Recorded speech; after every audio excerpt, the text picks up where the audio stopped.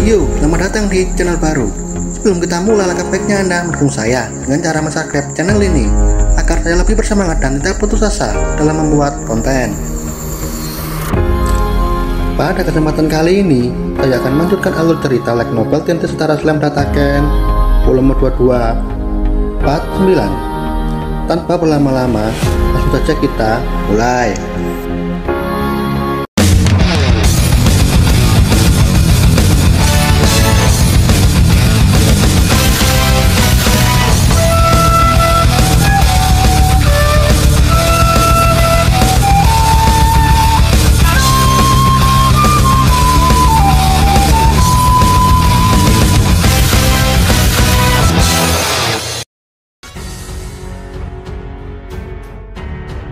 Setelah sadar dengan kesalahannya, Sylvia bertekad dan siap menghadapi situasi apapun agar tidak mengulangi kesalahan yang sama, membiarkan putrinya Elmesia dalam bahaya.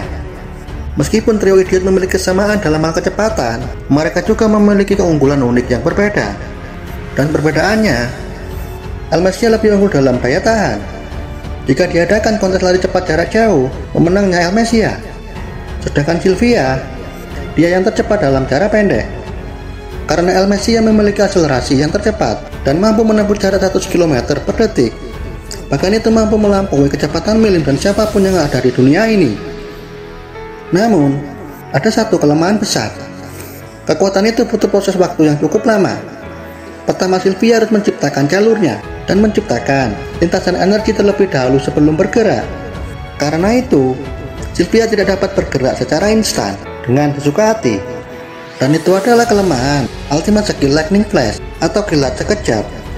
Walaupun demikian, kekuatan ini cukup berguna. Dengan kecepatannya, Sylvia bisa bertindak sebagai penyelamat terakhir dan menolong siapapun yang berada dalam bahaya. Dengan manuver terakhirnya, Sylvia berharap bisa mengurangi beban mental dan fisik Jalario. Dengan itu, mereka dapat melihat peluang menang atas Velwe. Namun sayang, hal yang sama tidak berlaku untuk Veldora. Tanpa penjelasan apapun, Veldora langsung mendapat pukulan untuk yang kedua kalinya dari Milim. Penderitaan Veldora akan bertambah jika melakukan kesalahan sekecil apapun, karena Chloe akan memberi teguran secara keras.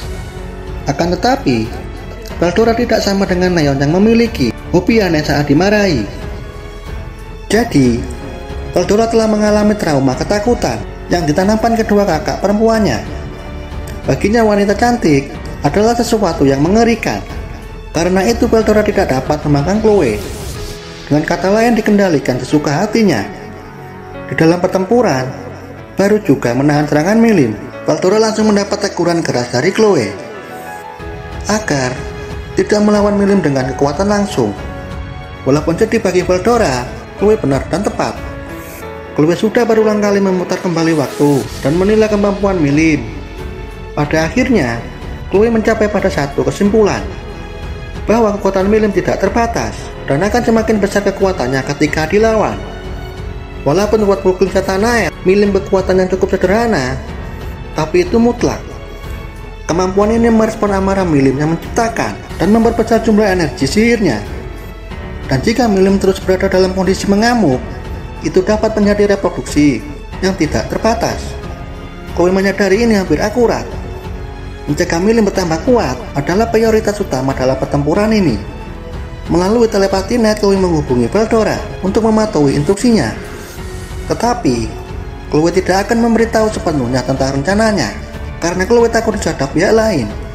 Veldora pun menerima itu tanpa perlawanan. Lebih tepatnya, Veldora tidak berani membantahnya.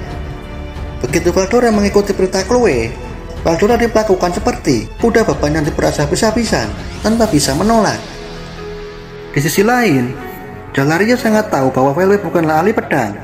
Memang dia lebih kuat dari Jalario, namun jika soal kemampuan bertarung, Jalario punya peluang untuk menang. Tapi itu akan berlaku ketika Velwe tidak menggunakan tubuh aslinya. Jika dilihat dari jumlah energi dan statistik, itu jauh lebih tinggi berkali-kali lipat dari Jalario saat menggunakan tubuh aslinya. Jika ingin menang, Jalario harus mencari celah melalui keunggulan, berpedangnya dengan kekuatan penuh, atau menciptakan serangan bertubi-tubi jika tidak ada celah. Namun, ada sesuatu yang terasa aneh. Bagi Jalario, sejak kapan Velwe sekuat ini? Perasaan itu muncul sejak serangan pedangnya dialihkan dengan mudah. Biasanya, tanpa banyak menggunakan trik atau teknik, Jalario mampu menebas musuh hanya sekali serang. Meskipun pedangnya tak sekuat dengan pedang Void Arc milik Velwe, pedang Jalario adalah pedang legendaris yang luar biasa. Namun anehnya, tebasan Jalario dapat diubah lintasannya dengan mudah oleh Velwe. Bahkan itu tanpa ditepis atau ditangkis dengan kekuatan besar, melainkan lintasannya berubah begitu saja. Bagi Jalario, ini benar-benar tidak normal. Pada saat mengamati Velwe dan mencari tahu, Jalario tidak menemukan apapun, melainkan sebaliknya. Naluri berpedangnya berteriak, ini berbahaya. Seharusnya Velwe tidak punya keterampilan seperti itu. Bahkan dia tidak pernah berlatih pedang dari yang Jalario tahu.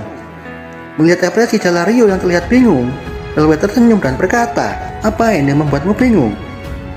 Seseorang yang terlahir kuat tidak perlu repot-repot berlatih yang seperti makhluk bodoh dan lemah yang memiliki musuh alami. Dan akan kuberitahu alasan kenapa aku bisa mengalihkan pedangmu dengan mudah." Dan jawabannya cukup sederhana. Ketika seseorang menguasai gerakan dasar dengan melihat sudut awal serangan, itu sudah bisa membuat kita melihat kemana serangan itu akan mengarah. Jalario memahami kata-kata Velwe itu tipuan, lalu mencibirnya dengan sinis. Velwe menanggapi itu dengan senyum licik. Fufufu. Kau cukup memahamiku, tapi kau tidak bisa membaca semua rencanaku. Dan setelah itu Velwe langsung menyerang dengan serangan terampil seperti ahli pedang sejati. Dan pola serangan yang dilancarkan Velwe itu tidak familiar bagi Jalario, dan itu sangat mirip dengan pola serangan milik Leon. Jalario bingung dan bertanya-tanya, kenapa bisa begini? Velwe berkata, "Aku mengamati segala sesuatu dengan mencari tahu metode yang paling optimal. Dan ini juga berlaku kepada mereka yang berada di bawah kendaliku dan Mikael sama. Melalui Justice King Mikael, aku dapat menguasai perasaan, pikiran, pengalaman, dan segala sesuatu dari orang yang kukendalikan. Dengan kata lain, keterampilan mereka berada di genggamanku." Mendengar itu Jalario terdiam seketika. Menolak percaya, Jalario membuang kesopanannya dan berteriak marah lalu mengubah rasa frustasinya menjadi ayunan serangan terkuatnya dengan sekuat tenaga. Namun sangat mengejutkan, semua yang dilakukan Jalario hasilnya menyedihkan. Pada saat Jalario menyerang, Velwe meniru teknik Jalario dengan sempurna dengan cara menyalurkan kekuatan dengan jumlah yang sama, lalu memblokir serangan Jalario secara frontal karena Velwe masih tidak ingin membunuh Jalario. Dan hasil dari bentrok tersebut hanya Jalario yang terpental dan terluka. Velwe adalah tipe orang yang tidak peduli sedikit pun dengan orang lain dan selalu percaya dirinya selalu benar tanpa pernah merasa salah. Dengan prinsip seperti itulah, Velwe tidak mengerti kenapa Jalario marah. Memang bagi Jalario, mengembangkan teknik tiruan itu wajar. Bahkan Jalario mengakui hal itu. Namun tetap saja itu salah. Alasannya karena Jalario sendiri pendiri dari teknik yang dia kuasai dan ada kebanggaan di dalam dirinya. Namun, Velwe tetap tidak mengerti dan mengabaikan semua itu. Walaupun demikian, Jalario tetap tenang dan mengamati, walaupun sudah yakin menang dari Velwe itu mustahil. Ketika Jalario mencapai kesadarannya, Leon dan lainnya tiba sebagai bala bantuan. Namun Jalario masih ragu dengan apa yang dikatakan Velwe. Jalario bingung. Haruskah menyampaikan situasi saat ini kepada mereka? Baginya walaupun sudah memberitahu mereka, itu tetap saja tidak mungkin bisa menang dari Velwe. Pada akhirnya Jalario menyadari ada yang janggal. Velwe sengaja masih menyembunyikan sesuatu. Dan firasat Jalario benar. Jadi rencana Velwe, Milim tidak boleh mencapai kebangkitan karena tujuannya hanya menyerap Dragon Factor milik Baldora. Namun, situasi saat ini kurang mendukung karena Baldora memiliki kekuatan yang cukup besar. Dan pastinya tidak mungkin bagi Velwe melawan Baldora sambil mempertahankan kendali penuh atas Milim. Terlebih lagi, Velwe juga ikut bertarung. Dengan itu adanya kemungkinan kendali Milim bisa lepas kapan saja. Karena itu, Velwe bersikap memiliki keunggulan dan berusaha membuat Jalario dan lainnya putus asa agar tetap fokus pada kendali Milim. Namun, sikap pikir Jalario membuat Velwe tidak boleh lengah sedikit pun. Meskipun mereka semua lemah, bagi Velwe mereka tidak dapat diremehkan. Karena luka sekecil apapun yang mereka berikan, itu dapat mengganggu konsentrasi sirkuit dominasi. Dan jika itu terjadi, itu masalah besar bagi Velwe. Seandainya bisa menghancurkan pohon dewa dengan kekuatannya sendiri, Velwe tidak perlu repot-repot melakukan semua ini. Dan satu-satunya yang bisa menghancurkan pohon dewa hanyalah Dragonova. Velwe sangat menyadari dengan benar, menara surga tetap berdiri walaupun sudah dihantam Dragonova. Untuk bisa menghancurkan semuanya, pohon dewa harus dihancurkan tanpa harus menghancurkan menara surga. Dan jika itu berhasil, dunia akan hancur dengan sendirinya, karena naga penghancur Ivarat akan turun dan menghancurkan segalanya. Karena itu Velwe tidak boleh gagal mengendalikan Milin. Velwe mengeluh dalam hati. Diam-diam Velwe mulai meningkatkan tekadnya. Dengan demikian pertempuran melindungi pohon suci mulai memanas. Di sisi lain, Kogel dan Veldora berhasil menghentikan Milin. Dan di satu sisi, tim dadakan mencoba menyingkirkan Velwe. Namun, hasil akhir pertempuran masih sulit diprediksi. Adegan berpindah di bekas Eurasiania. Pertempuran Gi melawan Fletcher semakin sengit. Di kaki pohon suci para pahlawan bertarung, mempertaruhkan nasib dunia dari ambisi Velwe. Dan pada waktu yang sama, di perbatasan Ruberios, para pahlawan dari seluruh dunia berkumpul berkat bantuan Pelgrin. Dan totalnya ada 500 pahlawan. Pasukan Ruberios dan Dharmakania kini berdamai dan bersatu setelah Dragoel menjadi pohon. Hinata menjadi pemimpin kesatria Ruberios, Crusader dan Luxenios. Sedangkan Dakura mengambil alih komando para raksasa, Brutal dan Titancorp. Total pasukan aliansi mencapai 3.000 pasukan untuk mengalahkan naga Ivarat. Mengumpulkan pasukan sebanyak ini setelah deklarasi kiamat Rubinas dengan singkat, itu adalah pencapaian yang luar biasa. Bahkan pertempuran masih belum dimulai. Para pahlawan dikumpulkan dalam satu unit. Mereka semua petarung rank A+. Walaupun demikian, peringkat yang tidak ada gunanya jika yang dilawan gerombolan Karibdis. Lalu masalahnya siapa yang akan memimpin mereka? Pada awalnya banyak yang mengira peran itu akan diberikan kepada Masayuki, namun nyatanya itu adalah keputusan yang buruk.